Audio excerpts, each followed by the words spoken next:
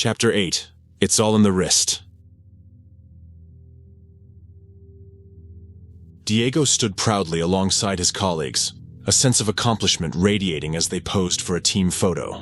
They were in front of Poseidon, a robotic arm offering precision control at extreme underwater depths. Diego was something of a savant in the robotics world. From head to toe, he would not only design the parts, he would often personally machine them as well. He was God's gift to rapid prototyping, and MIT snatched him up. The air buzzed with excitement and camaraderie, but Diego's attention was drawn to Cheryl, a gifted grad student whose presence stirred both admiration and unease. Initiating a conversation, Diego attempted to break the ice with a lighthearted jest. I hear our next project is for some company called Skynet, he quipped, hoping to elicit a smile from Cheryl. However, Cheryl's response was icy and distant. She walked off, leaving a chill in the air. Cheryl, hold on. Diego did his best to catch up. I didn't mean to cause offense. Cheryl looked straight in his eyes. Like trying to smile at you only to have you turn away.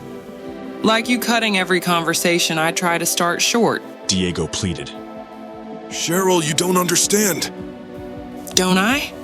Cheryl cut him off, but then began to see something different in Diego. Fear. Diego looked down.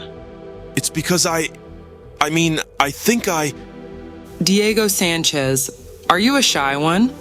Chelil interrogated Diego and he started to squirm. She started laughing. I thought you cared less. You were just shy all along. Her words a balm to Diego's wounded soul. He gazed deep in her eyes, and everything started to fade. Diego awoke to the blaring sound of a car horn stuck on, his heart pounding with panic. He turned to his right and took in the horror of his beautiful wife Cheryl, lifeless in the passenger seat beside him. You asshole! You fell asleep at the wheel! Came the voice inside his head. With a gasp, Diego awoke once more. This time to the harsh reality of his office at the workshop. His body trembled with the aftershocks of the nightmare, the memories of his past mistakes haunting him as he grappled with the weight of never-ending regret. Diego rubbed his temples, feeling the exhaustion weigh heavily on him. He got up sluggishly, making his way to the folding table where 6 lines of meth were ready to go. Diego's usage shot up on both axes, how much and how often. It had been 6 months since Diego met Mr. Kite, 6 months with his new roommate. Jake approached, a concerned expression etched on his face. Why do you need that shit? It's none of your business.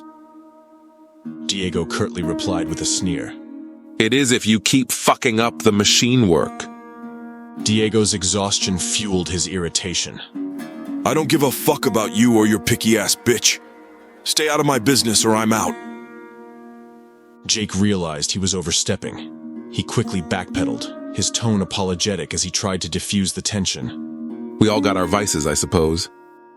Yeah, like whacking it to Jeannie when you think I'm sleeping. Diego chortled before snorting another line. You're telling me you don't watch porn? Jake deflected. Oh, is that what you call it? I love you, Jeannie. Diego laughed at Jake's attempt to obfuscate and continued the battery. You're kissing a computer screen, dude. Jake dodged, eager to change the subject. Jeannie says the wrist coupling needs retooling.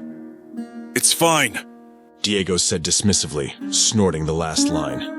It needs to be within microns, or the whole hand assembly will be out of alignment. He explained patiently. Diego, begrudgingly, knew Jake was right. Okay. I'll recast it later, after I do a full recalibration. Jeannie wants you to shut down everything and run the lathe right off the main, starting at exactly midnight. Midnight? Why at midnight? She's going to shut down all traffic within a 10-kilometer radius. That on top of a selective blackout to minimize any noise. Diego let that soak in. What the hell was he working on? And for who?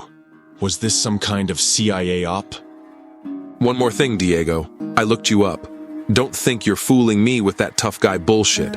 I know you have a crazy high IQ, but so do I.